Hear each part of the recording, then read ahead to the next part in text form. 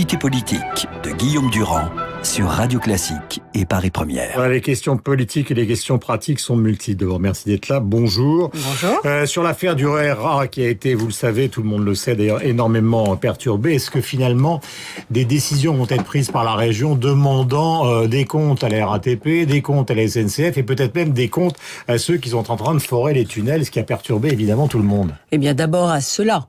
Parce que nous avons un rapport d'inspection qui a été fait pour le ministère des Transports, qui est sans appel et qui montre qu'en réalité, c'est dans le consortium de travaux publics qui s'occupait de faire le prolongement du RER E, EOL, que les fautes ont été commises. Un forage à 28 mètres sans prévenir, semble-t-il, ni SNCF Réseau, ni la RATP, qui a purement et simplement percer le tunnel du RER. En disant c'est une erreur humaine, mais est-ce qu'on peut accepter ça? Non, ça n'est pas une erreur humaine, c'est une faute. Il y aura des responsabilités qui doivent être tirées de cet incident qui a eu des conséquences extrêmement graves.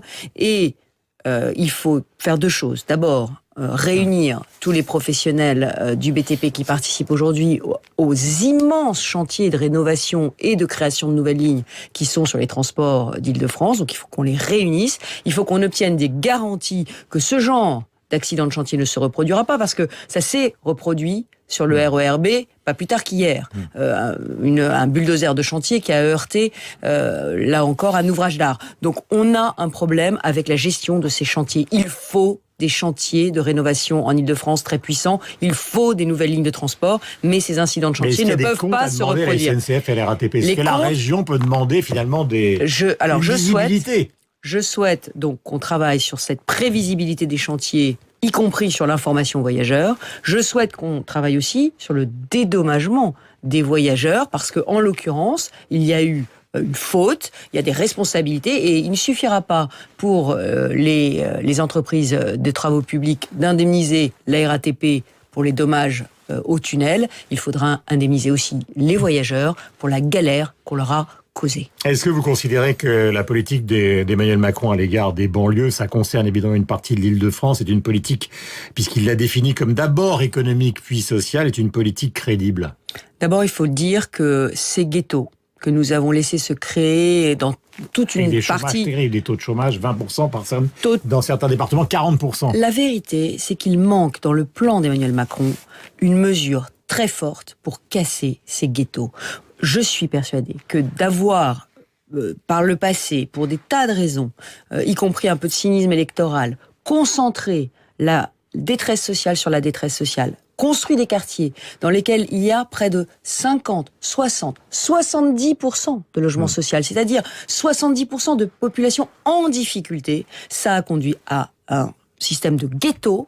Manuel Valls parlait d'apartheid urbain. Je n'aime pas cette expression d'apartheid parce que nous faisons tout pour aider les habitants de ces quartiers, mais il ne suffira pas de dépenser des milliards pour ces quartiers. Il faut juste les casser, les remplacer par des quartiers de vraie mixité sociale. Casser, c'est-à-dire casser les bars comme on l'a déjà fait? Non, ça veut dire d'abord reconstruire des quartiers entiers dans lesquels on n'aura jamais plus de 30% de logements sociaux. Jamais plus de 30% de logements sociaux. Sinon, il n'y a plus de mixité. Les écoles deviennent des écoles dans lesquelles les enseignants ne veulent plus enseigner et les classes moyennes s'enfuient parce qu'elles veulent que leurs enfants aient un avenir. Donc, c'est des ghettos. Nous les avons construits. Maintenant, il faut les déconstruire. Alors, question à la présidente de la région Île-de-France, est-ce qu'à terme, puisqu'il y a des décisions... Il ne suffira pas de ripolliner, il ne suffira pas d'engouffrer encore des milliards d'euros sur ces quartiers. Il faut les changer. Depuis des années. Mais est-ce que, par exemple, d'un point de vue formel, parce que c'est une question quand même très importante, il devrait prendre des décisions le 14 décembre, est-ce qu'il ne faut pas revoir exactement, ou plutôt dans l'ensemble, toute la région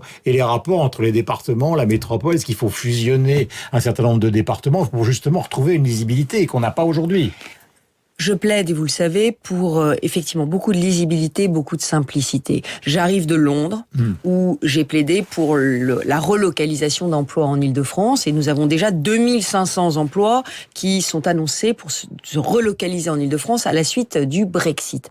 Nous avons un problème de lisibilité. Il faudrait une région métropole stratège qui prenne les grandes décisions, y compris celle d'interdire qu'on construise plus de 30% de logements sociaux dans un quartier, par exemple. Fusionner les départements. Et par ailleurs, il faut que dans la zone dense, il y ait aussi beaucoup plus de proximité, de gestion de proximité. La ville de Paris, les départements sont là pour gérer cette politique de proximité. Mais par exemple, quand on prend un dossier qui, semble-t-il, étrangle un certain nombre de départements, qui est l'affaire du RSA, puisque ça coûte une fortune, c'est payé évidemment par l'État et aussi par les départements, est-ce que là, il ne faudrait pas que ça revienne peut-être à la région quand elle sera définie? Non, parce que là, c'est l'État, les départements qui payent, les départements sont toutes étranglés. Les politiques sociales ne sont efficaces que si elles sont menées en proximité. Le RSA, le revenu de solidarité active, c'est pas seulement une allocation qu'on donne. Et si on le vit comme ça, on va complètement échouer. Le RSA, c'est un rendez-vous avec chaque bénéficiaire pour voir pourquoi il ne travaille pas, pour voir pourquoi il est dans cette situation et pour l'en sortir avec une insertion obligatoire ou une formation obligatoire. Certains départements le font. Certains départements le font. Ils prennent individuellement chaque bénéficiaire pour vérifier d'ailleurs qu'il n'y a pas de fraude et ils construisent avec lui un parcours de réinsertion. C'est ça. C'est pour ça qu'il faut le faire en proximité. Le RSA géré d'en haut, le RSA géré par l'État ou même par une région de 12 millions d'habitants. Vous imaginez bien qu'on ne pourra pas recevoir des centaines de milliers de bénéficiaires. Donc il faut que ça reste pour l'État. Il faut que ça reste au plus près du terrain. Ça peut être les départements, ça peut être aussi, à un moment donné, des intercommunalités puissantes, parce qu'en Ile-de-France, on a des intercommunalités puissantes, ou la ville de Paris directement. Mais ça ne peut pas être au niveau macro-économique, parce que sinon, on ne résoudra pas les problèmes. Dans le contexte du Brexit. Et on n'identifiera pas les fraudes, d'ailleurs. Une petite précision, mais elle est importante. On sait qu'il y a une bataille entre Paris et Francfort pour éventuellement accueillir de grandes entreprises, des banquiers, des membres de la City qui veulent partir. Est-ce que dans le voyage de Londres que vous avez fait hier, des décisions ou des pistes ont été prises justement pour que viennent ici des Anglais de la City qui sont tentés par Francfort?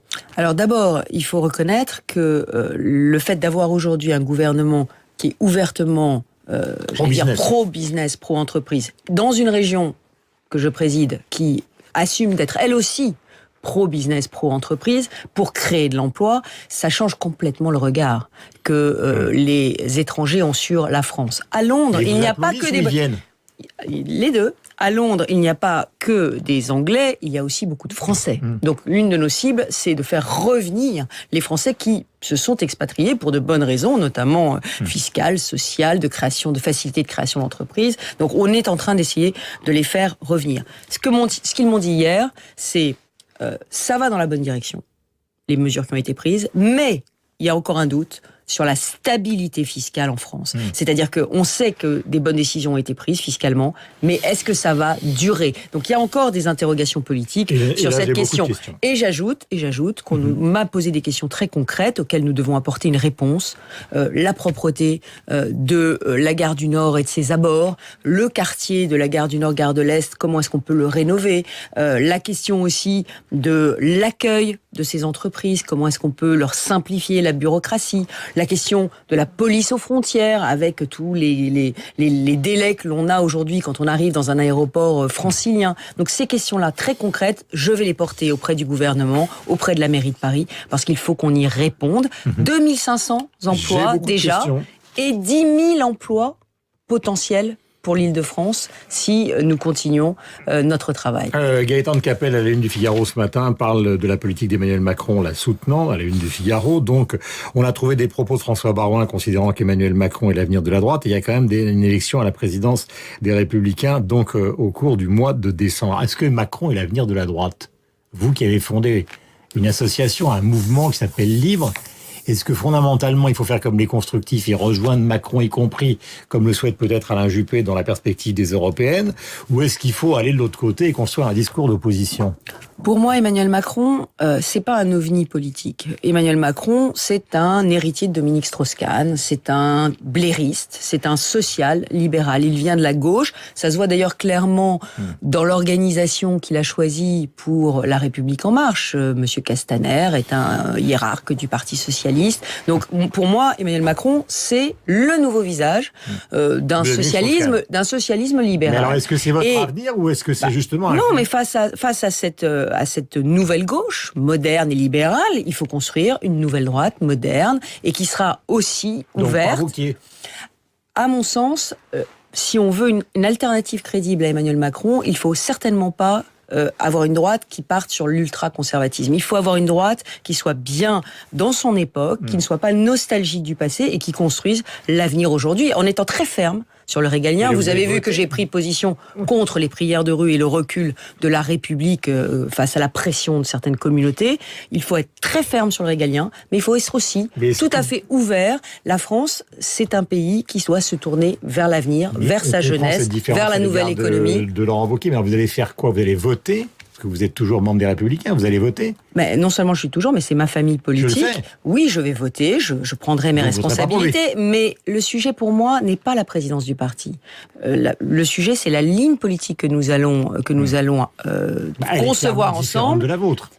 C'est pour ça que j'ai créé Libre, c'est pour pouvoir concevoir une ligne d'une droite moderne, ouverte, et une droite qui sera fidèle à ses valeurs, mais qui les traduira dans la société contemporaine. Je donne un exemple. Oui. Moi, je n'adhérerai jamais au discours populiste qui consiste à dire que, par exemple, l'ennemi c'est la finance, qu'il faut fermer les frontières, que l'Europe c'est mieux à 6. Ce discours-là est un discours qui emmène la France dans le mur, et je pense au contraire, moi, que la finance est un outil de souveraineté nationale indispensable pour développer nos entreprises. Je pense que l'Europe est notre avenir et qu'il faut être lucide sur les défauts de l'Europe, mais il faut être pro-européen. C'est pour ça que je citais Alain Juppé tout à l'heure. Il a dit oui, non, enfin ça n'était pas clair, il a donné une interview à Sud-Ouest, puis après il a dit non, c'est pas exactement ça. Mais est-ce qu'il faut fondamentalement justement qu'il y ait une sorte de grand mouvement européen qui intègre les héritiers de Strauss-Kahn version Macron, et vous et d'autres dans la perspective des européennes, avec peut-être un changement de mode de scrutin? Qu'est-ce qu'il faut faire dans ce domaine-là?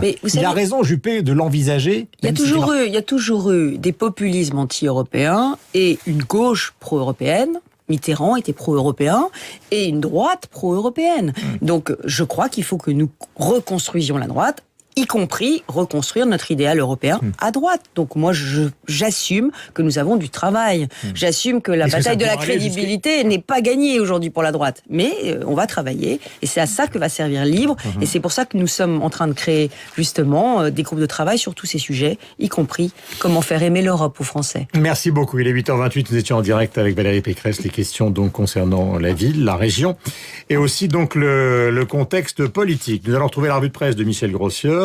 Accord des accords avec les éditorialistes qui vont s'empoigner sur les sujets de la matinée. Il y en a de très nombreux. Et puis nous retrouverons le professeur David Kayat à 9h pour parler de médecine, puisque vous savez que maintenant il nous représente dans ce domaine ô combien important. 8h29. Merci, bonne journée à vous.